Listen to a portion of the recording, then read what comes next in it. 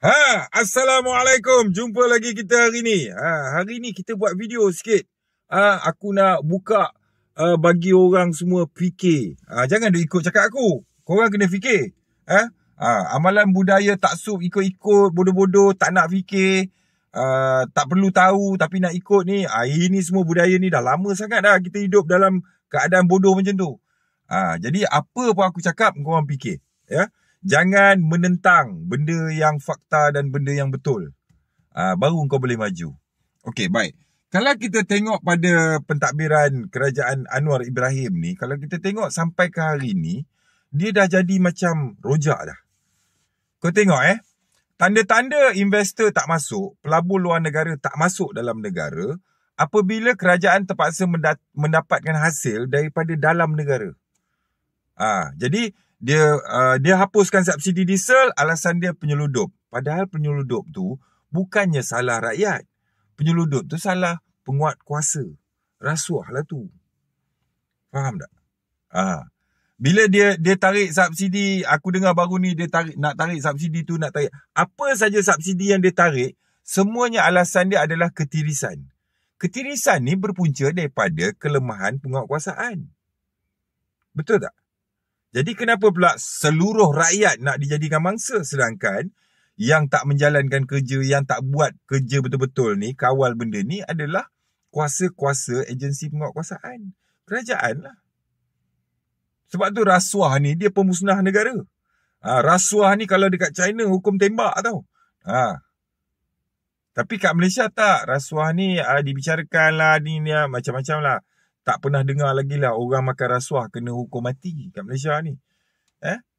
Kalau kita tengok ada benda-benda yang mengecam Anwar Ibrahim kalau kan. Yang mengata kat Anwar Ibrahim mengata dekat dia punya kroni lah, dia punya line mesti kena block.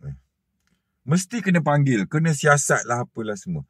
Tapi kalau kita tengok dekat laman sosial, media sosial yang ada di Malaysia ni, dia tak kena block pun. Judi online tak blok, bahan lucah tak blok.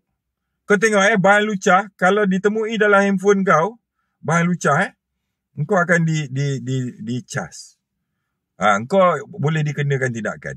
Tapi bahan lucah tu berada dalam ni dan rakyat Malaysia boleh akses. Ini MCMC buat apa? Suruhanjaya Multimedia buat apa? Yang ni dia tak buat kerja. Dia tak kawal benda tu, dia biarkan rakyat dia terdedah pada benda tu. Lepas tu bila dia pergi pegang rakyat dia ada benda tu, dia cas. Nampak tak logik ni? Penyeludupan dadah masuk berleluasa. Masuk sampai ke tengah ni. Mestilah bolos pintu-pintu sepadan kan. Yang pintu sepadan dia tak jaga. Dia biarkan je dadah masuk. Tapi kalau dia tangkap rakyat dia hisap dadah, dia cas rakyat dia. Tokan besar cukup jarang kita dengar kena. Nampak tak? Inilah budaya yang diamalkan oleh kerajaan sejak dulu lagi sampai sekarang. Yang nak kena rakyat. Nampak?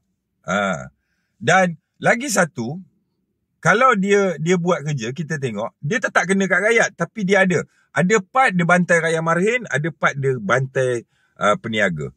Contoh dia tarik subsidi minyak, lepas tu dia bagi bantuan. Syarikat yang menjual minyak ni, dia nak kena teks berapa? Nampak ni? Dia bantai peniaga. Apa gunanya engkau tarik subsidi, lepas tu engkau bagi bantuan? Nampak tak? Benda harga sebelum ni RM2, tiba-tiba tarik subsidi jadi RM3. So ada penambahan untuk rakyat nak beli benda tu, ada penambahan RM1. RM1 ni dia bagi bantuan. Apa bezanya? Beza dia kat mana tau? Beza dia dekat peniaga tu nanti kena tax. Rakyat marhin tak kena. Nampak? Sama macam isu tong gas ni semua. Tong gas, isu minyak masak, paket digunakan oleh peniaga-peniaga komersial ni semua kan? Secara komersial. Yang ni dia tak berani hentam. Dia biar je semua. Biar. Toke-toke yang orang-orang yang menyalurkan barang-barang subsidi ke tempat yang salah, menjual barang-barang subsidi ni secara berluasan, yang ni kita tak dengar kena. Kalau nak kena kan toke-toke restoran kena. Dia pergi kutip yang kecil-kecil. Yang besar-besar ni, tokan ni, taiko besar ni, player besar ni tak kena. Nampak? Kita bukan nak tengok hari-hari. Kalau nak tangkap penagih dadah contohnya, 3 lori boleh tangkap tiap-tiap hari. Kan? Tapi kita nak tengok agensi penguatkuasaan yang seimbang hebat sangatlah apalah semua ni kan. Mana tokannya? Kenapa tak tangkap kepala? Nampaklah kena bodoh. Anwar Ibrahim sebenarnya, dia pun tak boleh nak betulkan dah negara ni. Negara Malaysia ni, kalau kita nak betulkan dia, 20 tahun pun susah nak betulkan. Jadi cara yang terbaik untuk kita betulkan negara kita ni adalah melalui mentaliti rakyat. Kita rakyat ni kena mula berfikir secara bijak.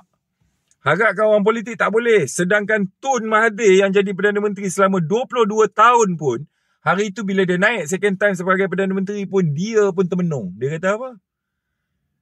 Saya ingat adalah lagi tiang ke? Rupanya lantai pun tak ada lah. Jadi dia pun bagi tahu susah nak betulkan balik kerosakan yang telah dibuat. Apatah lagi Anwar Ibrahim. Sebab tu sampai hari ni kalau kita tengok, Anwar dia sembang saja. Pelabur tu masuk, pelabur ni masuk. Dia kena tahu, dia punya time frame adalah 5 tahun. Dia kena provekan pada rakyat 5 tahun. Dia tak boleh cakap, 5 tahun tak cukup untuk saya nak uruskan negara ni. Saya perlukan sepenggal lagi. Tak boleh. Setiap Perdana Menteri pun, dia go for sepenggal. Kalau sepenggal dia tak boleh tunjuk apa-apa, hanya boleh bercakap, bercerita je, itu nama dia kosong. Apabila subsidi ditarik, apa semua, rakyat kena ni, bermakna kerajaan tak ada sumber daripada luar. Pelabur daripada luar, tak ada. Sebab tu ambil duit dekat rakyat. Faham tak? Ni dia tarik subsidi telur. Telur pun jadi subsidi. Alasan dia nanti salah satu kita dengar, ketirisan lah. Ketirisan bukan masalah rakyat, bukan masalah pengguna raya marhin ni. Ketirisan, agensi penguatkuasaan lah tak buat kerja. Dia gagal buat kerja, kawal, lepas tu rakyat jadi mangsa. Korang nampak ni? Kalau nak kawal, kawal betul-betul. Kita tengok kegiatan judi online kan, dekat media sosial. Kalau kita tengok dekat Facebook pun banyak kita tengok duk lalu. Aku kata ni semua SKMM tak kawal pula. Kan? Tapi cuba kau kutuk Anwar tengok. Kejap je. Kena remove dah. Nampak? Kita tengok judi ni, kegiatan judi online ni, jarak dengan balai polis kadang-kadang kurang 500 meter. Takkan tak nampak. Tapi kalau polis pergi buat operasi sekarang, dia tangkap player. Tokey tu aku tanya dah berapa kali lu kena tangkap. 3-4 kali lah kena. Tapi Tokey tu duk ada sini lagi. Patutnya Tokey tu kena tangkap kalau bubuh jail. Tak, lepas. Nampak? Dia tetap nak bantai rakyat. Kan? Ibarat kata dia buka satu pusat isap dadah. Tapi dia pura-pura tak nampak pusat isap dadah ni. Lepas tu dia tangkap orang yang pergi isap dadah. Orang yang buka pusat tu dia tak tangkap. Macam ni lah kita tengok budaya dia. Ini budaya lama, dia dulu dah ada dah. Betul tak? Lepas tu kan kita dikejutkan lah. Polis makan rasuah lah. Agensi tu makan rasuah lah. Inilah itulah. Kan? Dia tak nak repair jalan raya bagi elok. Lepas tu kalau orang accident kan, syarikat insurans rugi. Syarikat insurans rugi, nanti every year syarikat insurans demand untuk naikkan kadar insurans. So rakyat nanti nak renew insurans, kena bayar lebih dah. Pasal apa? Kerajaan dah bagi kenaikan harga pada syarikat insurans semua. Kenapa kerajaan bagi kenaikan ni? Pasal banyak sangat kereta accident. Punca? Jalan raya entah apa-apa. Dia pusing balik, kena kat rakyat juga. Tokey insurans kaya raya. Faham? Apabila banyak kenderaan curi, kena curi, hilang lah apalah semua ni. Siapa punya salah ni? Penguatkuasaan, kawalan keselamatan, ketenteraman awam ni semua tak cukup. Menyebabkan kenderaan kena curi lah, rumah kena rompak lah, kedai lah, semuanya ditanggung oleh syarikat insurans. Kalau syarikat insurans ni ditanggung banyak sangat kerugian atas kelemahan pihak agensi keselamatan, ketenteraman, apa semua ni, dia akan demand dekat kerajaan untuk naikkan harga insurans. Siapa yang nak bayar insurans ni kalau dinaikkan? Rakyat lah. Nampak? So setakat ni kita tak nampak Anwar buat apa. Kita nampak dia menyanyi je. Mana ada pelabur? Kalau ada pelabur, rakyat dia tak adanya dia nak tarik subsidi. Dia murahkan lagi harga barang ada. Betul tak? Satu benda yang paling jelas untuk kita nak fikir. Sepatutnya minyak kita tak perlu ikut harga antarabangsa. Kenapa kita ikut harga antarabangsa? Kita kan pengeluar minyak. Patutnya minyak kita untuk rakyat harga paling murah lah. Kereta untuk rakyat murah. Untuk negara luar lah kita jual mahal. Ini tak. Kan? Ngikut apa yang aku tahu, minyak kita dijual kepada negara luar dulu. Lepas tu bila kita nak pakai, kita import masuk. Ikut harga orang. Barang kita bagi kat orang. Lepas tu bila kita nak pakai tak ada, kita minta kat dia, dia jual harga dia. Kita yang tanggung. Siapa punya bodoh ni? Orang politik punya bodoh lah. Faham tak?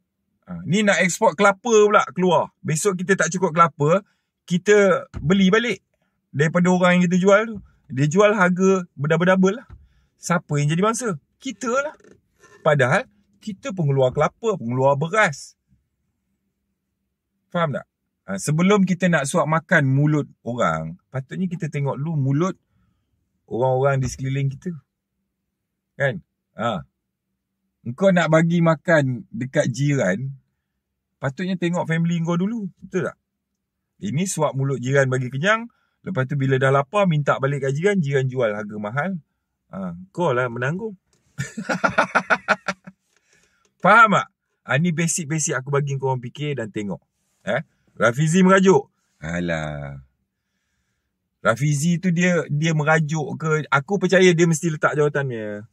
Cuma dia nampak macam dia nak menakut-nakutkan pucuk pimpinan lah. Kononnya kok orang nak pujuk dia kan. Dia pasal apa? Pergi bercuti.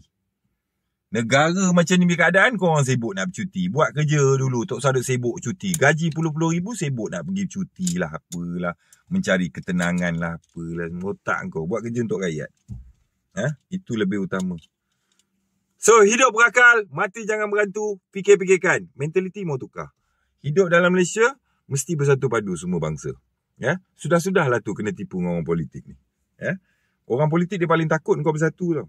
Kalau rakyat bersatu sesama bangsa, Cina, India, Melayu ni semua bersatu, orang politik tak boleh cari makan. Dia buat salah silap-silap satu hari, rakyat angkat dia buang dalam tong sampah. Fikir-fikirkan. Sekian. Wassalam.